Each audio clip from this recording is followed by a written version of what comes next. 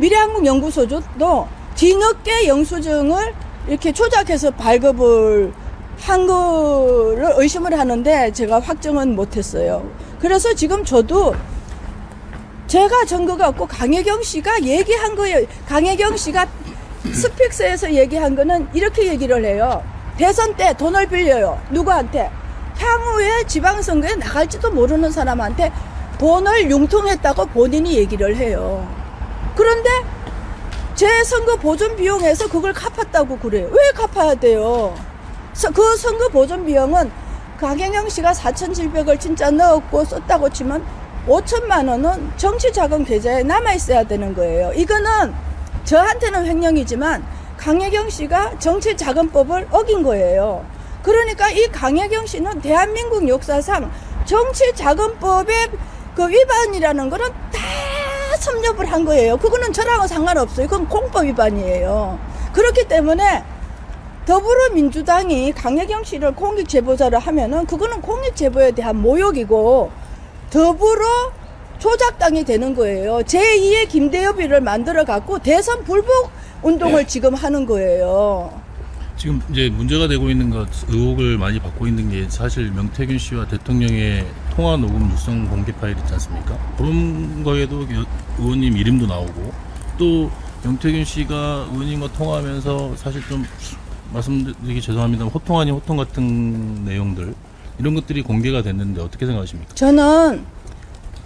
저는 뭐 최근에 이제 명태균 씨가 사석에서 윤석열 대통령님이나 여사님한테 막 이렇게 호칭도 없이 얘기하는 거 그거에 대한 사실은 제가 좀 충격을 받았어요. 저는 대통령님이나 여사님한테 공손한 것처럼 명태균이한테 공손했고요. 강혜경이한테도 공손했어요. 그리고 어느 민원인 중에 성격이 급한 분이나 이런 분들도 그분들의 본래 취지가 뭐를 말하려고 하느냐. 저는 모든 사람이 외국어를 한다고 생각을 해요. 왜냐하면 각자가 생각하는 그 방식이나 접근 방식이나 살아온 환경이 다르기 때문에 민원인들이나 누구 말을 들을 때나 아, 저 사람은 외국어를 얘기한다. 내가 그 외국어를 이해해야 된다고 생각을 하기 때문에 그 강혜경 씨 녹취록을 한번 수사관들한테 물어봐요. 제가 강혜경 씨한테 전화하면서도 명태균이한테 공손하게 하는 것처럼 그리고 제 주변 사람들한테 다 물어봐요. 명태균이한테 끝까지 그 얘기를 듣고 명태균 씨가 저한테 한 거는 그런 여러분들이 보는 좀 자기 말을 자르고 자기 말에 동의를 안 하면 흥분해가고 억압하는 그런 정도지 뭐 이렇게 험한 욕설 그런 거는 듣고 있지도 않아요. 죄송하지만 그러면 네. 그 명태균 씨가 공천을 김영선 의원님께서 전 의원님께서 그때 당시에 받으실 때 보궐선거에서 받으실 때 어떤 역할을 했다고 생각하십니까? 대통령과 김건희 여사와 함께? 그러니까 이제 대선 때 저는 제가 이제 활동한 거는 기존에 제가 알고 있던 이제 분들을 만나서 얘기를 하는 거고 명태균 씨는 명태균 씨대로 따로 했기 때문에 사실은 활동을 많이 안 했어요. 가끔 이제 행사장에서 만나고 이제 이런 거는 했는데 자기가 이제 뭐 그러니까 이제 평판이라는 거에 이제 또 그분이 이제 말씀을 잘하니까 그리고 이제 나름대로 이제 활동을 했다고 그러니까 일부는 알지만 전체도 저도 명태균 씨가 지금 뭐 대충 다 나온 그거를 저도 이제 전해서 듣고 알고 있는 거고 자기가 나를 도왔다 그러니까 그냥 보통의 이제 주변가 선거를 하게 되면 많은 사람들의 도움을 받아요. 그러니까 대통령은 한 번이 당선되잖아요. 근데 이제 명태균 씨처럼 자기가 평생 가지고 있는 인적 네트워크나 노하우를 가지고 돕는 사람들이 1,000명, 2,000명이 돼요. 근데 각자 입장에서는 한 명의 대통령들이 당선되니까 각자 입장으로 보면 2,000명 내지 3,000명의 대통령이 당선되는 거예요. 그러니까 저도 또 국회의원이 되면 그러니까 국면마다 어떤 영역마다 조금씩 이제 도와주시는 그런 게 있기 때문에 이제 그런 부분으로 도움을 줬다고 생각을 하고 이제 저한테 이제 우호적인 얘기를 하기를 바라고 그런 부분에서는 고맙게 생각을 하는데 구체적으로는 이제 저한테 얘기한 바는 없어요. 의원님께서 혹시 김건희 여사에게 부탁을 좀 해달라고 부탁을 하신 적이 있으십니까? 그런 건 없어요. 그러면 왜냐하면 네. 그리고 지금 정치적 제가 이제 이회창 총재님 대선 운동이나 이제 그게 이제 그 박근혜 대통령 대선 운동에서도 가까이 가보는데요. 공천은 막바지, 그러니까 이제 제 입으로 뭐 내가 공천 될 것 같다 뭐 이런 얘기를 나에 관해서나 남에 관해서나 평생에 해본 적이 없어요. 왜냐하면 공천은 막바지로 가게 되면 이제 집합적인 여러 가지가 돼서 예측 불가능이 돼요. 총재님도 예측하지 못하고 막판에 총재님도 여러 가지 사정 때문에 밀려서 다른 결정을 하는 그런 경우가 종종 있어요. 내가 그런 상황을 알기 때문에 불가피한 여러 가지 상황이 각자 입장에서는 컨트롤할 수 없는 그런 상황이 되기 때문에 제가 그런 거는 한 적이 없어요. 그러면 대통령께서 당선되시고 이제 5월 9일 날 취임하시기 전날, 네. 그날 그 전으로 네. 취임하시기 전날까지 혹시 관련해서 대통령님이나 아니면 그 김건희 여사께 연락을 받으신 게 있나요? 없어요. 통화하신 적 있으시죠? 없어요. 명태균 씨랑 이제 김건희 여사랑 소통을 많이 했던 걸로 알고 있는데 네. 그거에 대해서 좀 어떻게 생각하시나요? 저는 어떻게 결정하느냐 하는 거는 이제 각자 당사자들이 각 지위에 맞게끔 법에 따라서 적정하게 해야 되는데 정치인들은 끝까지 들어야 된다고 생각을 해요. 명태균 씨가 호통을 치든 말든 간에 그 사람이 한국말은 끝까지 들어봐야 돼요. 무슨 얘기를 하는지 끝까지 들어봐야 된다. 그래서 김건희 여사가 끝까지 들으려고 한 거는 어느 정치인보다 낫다. 직에 있지 않으면 그 일을 해서는 안 된다. 그거는 관료적인 생각이에요. 우리나라는 관료주의가 너무 엄해요. 우리나라는 부정주의하고 관료주의를 극복해야 지금 AI 시대의 문화 선진 국가로 갈 수 있다. 이렇게 생각을 하는데 끝까지 들으려고 한 거는 잘하신 거다. 그 다음에 되는 거는 되고 안 되는 건 안 된다고 얘기하신 것도 잘한 거다. 그래서 지금 왜 이 대한민국이 선진국 진입에 들어와 갖고 여성을 마녀 사냥하는 걸로 정치를 끌고 가느냐. 그거는 저는 이렇게 생각해요. 콘도 선수끼리 싸우다가 힘에 딸리니까 링 밖으로 가서 남의 마누라 두들겨 패는 거나 마찬가지예요. 왜 그런 비겁한 정치를 해요? 나는 이런 마녀 사냥 풍토에 대해서 박근혜 대통령님을 한번 마녀 사냥했다고 해서 맞들여 갖고 또 마녀 사냥으로 정치를 끌고 나가는 거는 자신들의 무능함과 비겁한 말 얘기하는 거다. 그렇게 생각을 해요. 아주 그 부분에 대해서는 분노합니다. 예. 그럼 일반인이 그 정치적인 내용을 대통령 부부에게 이야기를 해도 괜찮다는 그렇죠. 말씀인가요? 그게 민주주의예요. 근데 이제 각 직에 있는 사람들이 체계에 따라서 법에 따라서 적정성에 따라서 했느냐 안 했느냐 그거는 평가할 수 있는 거죠. 예. 그거는 당연히 정말 권해야 되고 지나가면서 큰 소리 치는 사람이나 남노한 옷을 입은 사람이나 똑같은 정치적인 견해의 발언권을 줘야 돼요. 단지 시간상 상황상 제약을 하는 것뿐이지 말할 수 있는 데까지 충분히 얘기를 들어줘야 되는데 이 정치 상황이 그렇게 돼 있지도 않아요. 저는 그래서 사실은 이 경남이 정치적으로 후진국이에요. 총선이 되나 대선이 되나 공약상 하나 걸리는 거 없고 제가 막 노력한 건 뭐냐면 윤석열 대통령님이 이 창원에 와서 그린벨트 풀어줬다고 기사에 났어요.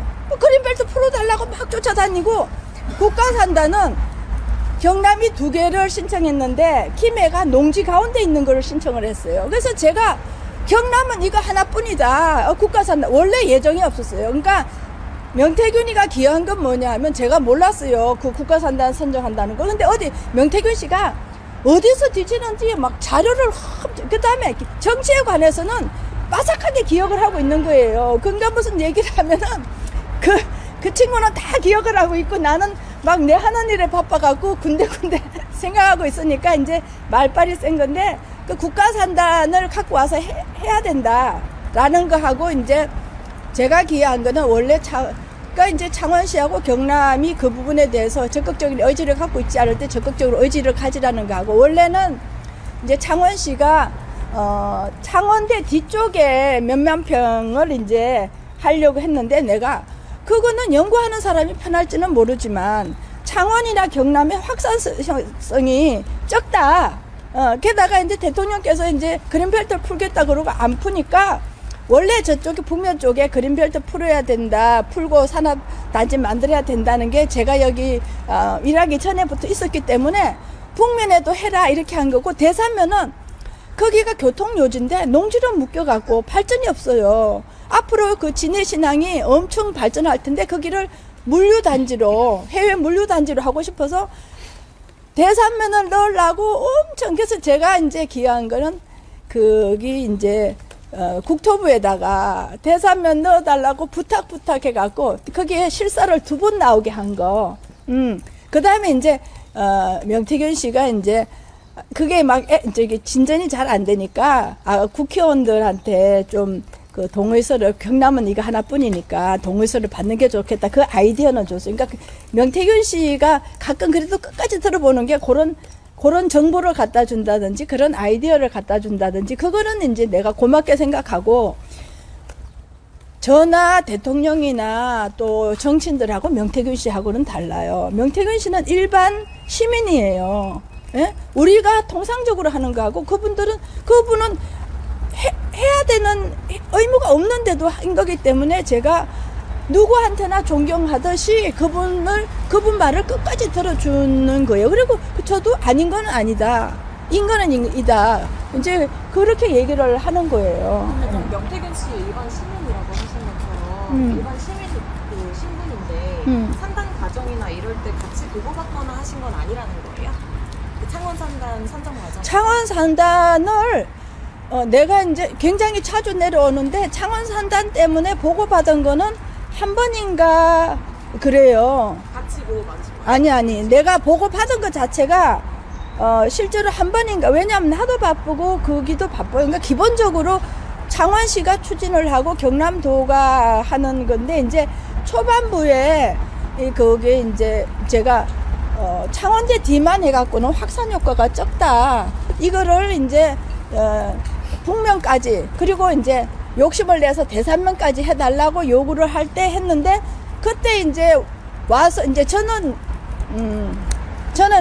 국회의원으로서 지나가는 또 뭐 어떤 좀 험한 말을 하시는 분들이라도 대통령이나 일반 시민이나 같은 대접을 받아야 됐다는 게 제 기본 생각이에요. 그러니까 사무실에 오면은 그때 누가 오면은 그냥 오시라고 해서 테이블 위에 같이 앉아서 듣게는 해요. 근데 그때 이제 명태균 씨가 와서 같이 들었는지 또 와서 아마 그게 그 자리에 왔으면은 막 뭐라고 막 얘기를 했을 거는 같아요. 그러니까 그런 거지. 제가 보고 받은 것 자체가 한 번인가 정도로 기억을 해요. 그러면 의원님 그 명태균 씨가 그 의원님 의원실의 총괄 본부장이라는 명함을 파가지고 이제 활동할 수 있도록 용인해 주신 이유는 있을까요? 그런 명함이 파고 있으니까 창원시 지자체라든지 의원실에 와가지고 그 예비 문건이라든지 그러니까 이제 네. 이거는 이제 제 추론 제 이제 다 지나가고 이제 지금 이제 최근에 이제 여론조사 비용 여러분들이 기사 내고 나서 이제 여론조사 비용이 그만큼 들어갔고 자기네들끼리 그 여론조사 비용에 대해서 뭘 확보해야 된다고 알았는데 지금 추론해 보면 이제 강혜경 씨가 나한테 보낸 문자에 사과 보급이 별 거냐? 내가 원래 그 사과 보급 안 하려고 그랬다 이렇게 얘기하는데 이제 강혜경 씨 생각은 녹음하면서부터 이제 정치인 김영선님 뭔가 빌미가 있으니까 빌미가 있을 테니까 그걸 가지고 받아내야 되겠다고 생각을 해서 그리고 계속 강혜경 씨가 뭐냐면 명태균 씨의 지시를 받았다는 거예요. 그래서 내가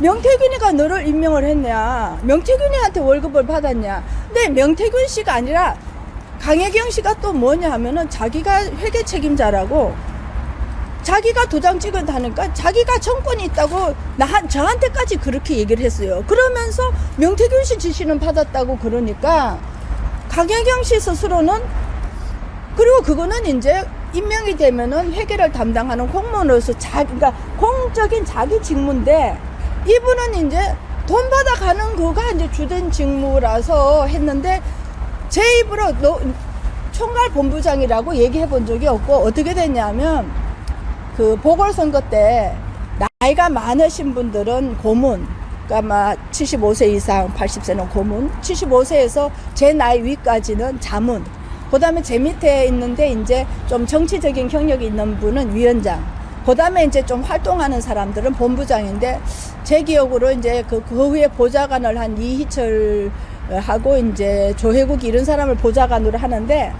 그 외에 이제 오시는 분들은 이제 가끔 오시는 분들은 위원 그러면서 좀 열성적으로 우리를 위해서 좀 홍보를 해주거나 정보를 갖다 주기를 바라는 사람은 본부장이라고 이렇게 부르지 제가 이제 본부장 명사장 이렇게는 불러도 총괄 본부장이라고 직함도 없었고요. 그렇게 불러본 적이 없어요. 그거는 강혜경 씨하고 명태균 씨 사이에 일이 있은 것 같아요. 저는 총괄 본부장 명함을 파준 것도 이번에 알았어요.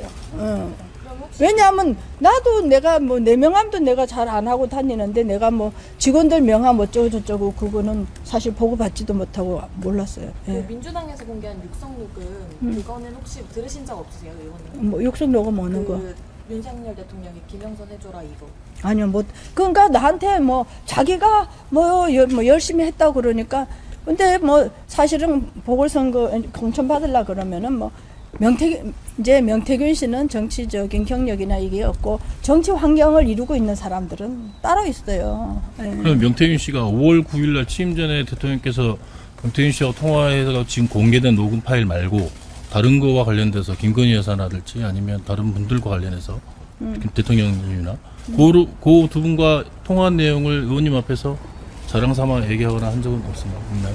말은 이제 뭐, 들려주신 적은 없나요? 아니, 들려준 적은 없어요. 왜냐하면, 번도 제가 들으신 적 없다는 그랬잖아요. 말씀이시죠? 왜냐하면 저는 녹음은 말도 안 되는 거고, 직원들한테 얘기할 때도 여러 사람 있을 때 그 직원이 미스한 거를 얘기하지를 않아요. 따로 불러서 얘기하고, 따로 불러서도 잘했니 못했니 이렇게 얘기하는 게 아니고, 이거는 이런 방향으로 이렇게 더 노력을 해야 된다 이렇게 얘기를 하지. 그거 한번 물어보세요. 저 우리 직원들 붙들어 놓고 내가 그러니까 명태균 씨가 대통령님이나 내가 그런 거에 대해서는- 내용에 대해서 들어보신 적이 없고 그런 거는 있을 수가 없다고 생각하니까 그럼 내가 통화를 했는데 어쨌다 뭐 이런 말씀을 하신 적은 없나요? 김건희 여사랑 뭐 통화를 한다. 뭐 자기가 얘기를 하면은 뭐 자기 뜻을 잘 받아준다. 뭐 그런 얘기는 들은 적이 있죠. 그럼 혹시 뭐 대통령이나 여사한테 얘기해서 공천 받아준 거다 이런 식으로 말한 적은 있어요? 그거 그렇게는 얘기 안 했어요. 세비 반은 왜 준 거예요? 김건 씨한테? 세비 반.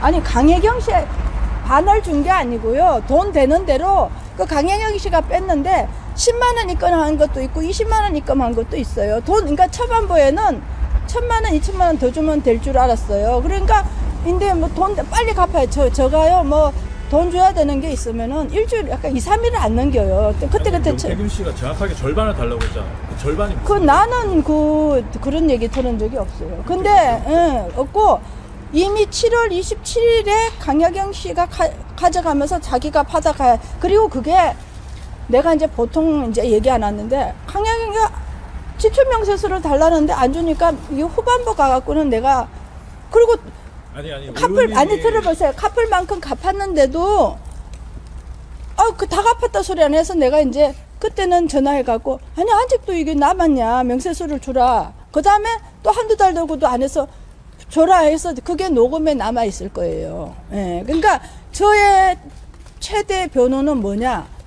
강혜경의 녹취록이 제 최대의 변호인이에요. 근데 그 녹취록에 덕을 봤다라고는 왜 말씀하신 거예요? 그거는 이제 기본적으로 명태균 씨 같은 일반 국민이 대통령 선거에 여러 가지 도움을 줬으니까 그걸 덕을 받고 그 다음에 이제 그분이 말씀을 잘하니까 우리가 이제 그 정치인이 비판받기는 쉽고 또 뭐 하기 어려운 누구한테나 제가 고맙게 우리 사무실에 온 모든 사람들한테는 다 덕을 보는 거죠. 명확하게는 대통령 선거에서 도움을 줬다는 게 아니라 2022년 보궐선거에서 의원님께 뭐 다른 분들과 하고 마찬가지로 일반적으로 우리 사무실에 오는 것만 하더라도 저는 정치적인 그 관심이나 기여가 많기 때문에 저희 사무실에 오는 사람들은 다 제가 덕본 사람들이에요. 많이.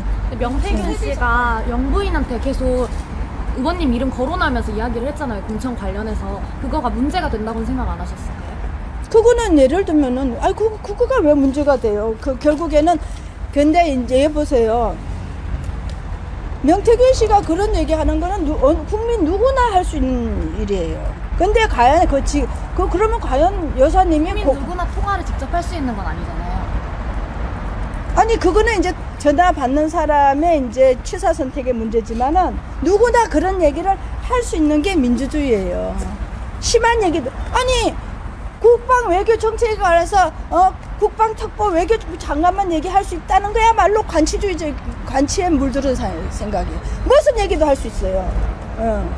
근데 이제 그러면 과연 그 시스템이 그렇게 진행될 수 있는 예를 들면 내가 무슨 했다고 하더라도 제가 공천의 피해자예요. 공천의 피해자. 공천 권한을 갖거나 공천 권한에 접근할 수 있는 위치에 있지가 않다고요. 제가 어떻게 피해자냐? 당무감사가 내려왔는데 당무감사 회의가 진행되기도 전에 당무감사 꼴찌라고 그걸 하는데 당무감사할 때 18페이지가 모든 사람이 기본 서류로 내요.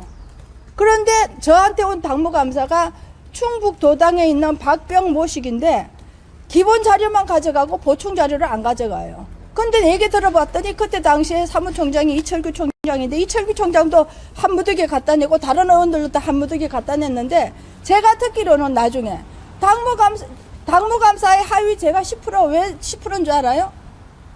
당무감사에 18페이지밖에 안 내, 모든 사람이 내는 기본 자료 18페이지밖에 안 가져가고 저희가 낸 자료를 그 다음에 추가로 제가 신의진 당무감사위원한테 이만큼 갖다 냈어요.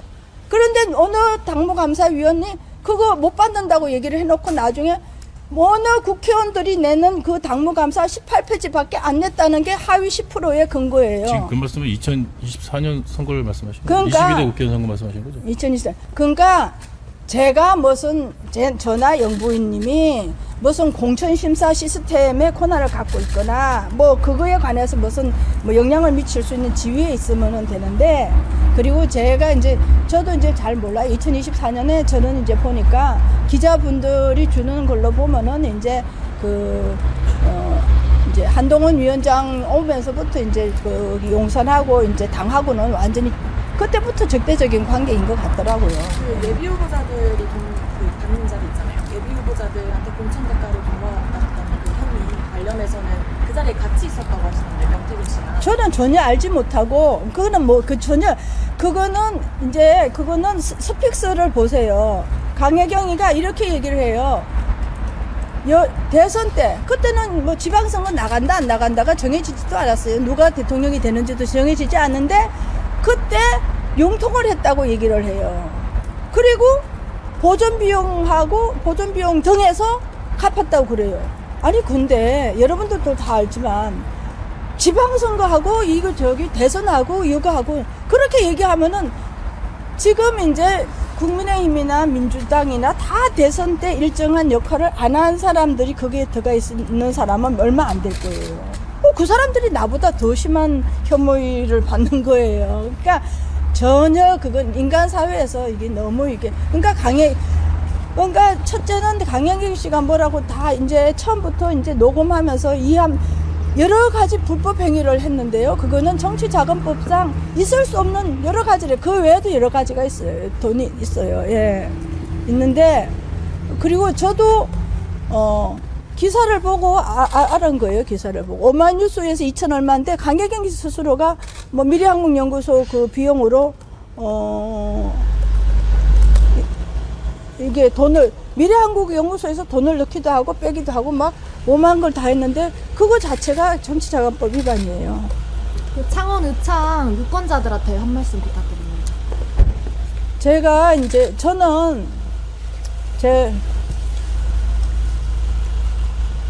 제가 국회에 들어오기도 전에 YMCA에서도 한 10년간 무료 상담도 하고 아무도 시민단체에 도와주려고 안 할 때 거기 이제 경실련도 하고 참여연대도 하고 그랬어요. 그리고 이제 전세 그 그것도 이제 전세 보호법도 이제 YMCA에 있을 때 했고 공정거래법에 관해서도 제가 앞장서서 여러 가지를 했는데 이 경남이 선거 때마다 아무런 그 공약도 받지도 못하고 국책사업도 받지도 못하고 그리고 저 딴에는 이제 여기서 경남의 사람들을 모시고 키운다라고 생각을 해서 경남에 와서 했는데 사실은 이제 강혜경 씨나 이런 분들을 뭐 단순히 직원으로 생각한 게 아니라 경남의 인재로 생각한다고 키운다고 생각을 했기 때문에 명태균 씨한테 제가 정중하게 항상 제가 갖고 있는 자세에 맞춰서 한 것처럼 다른 모든 사람들한테 우리 사무실에 들리는 모든 사람한테 그렇게 대했고 그런 일들을 하는데 도움을 주고 싶어요. 그리고 저는 우리 국민의힘에는 이제는 국민 중심의 당으로 바뀌어야 돼요. 관료주의를 타파하는 거, 그 다음에 비관주의를 타파하는 거. 그러면서 지금 제가 국민한테 하고 싶은 거는 18세기에 산업혁명이 된 것처럼 지금 AI 혁명이 진행되고 있어요. AI에 적응하는 국민과 못하는 국민이 현격한 차이가 있기 때문에 이 부분에 관해서 여야가 합의하면서 일을 진행하는 게 중요합니다. 예, 이제 가야 되겠어요.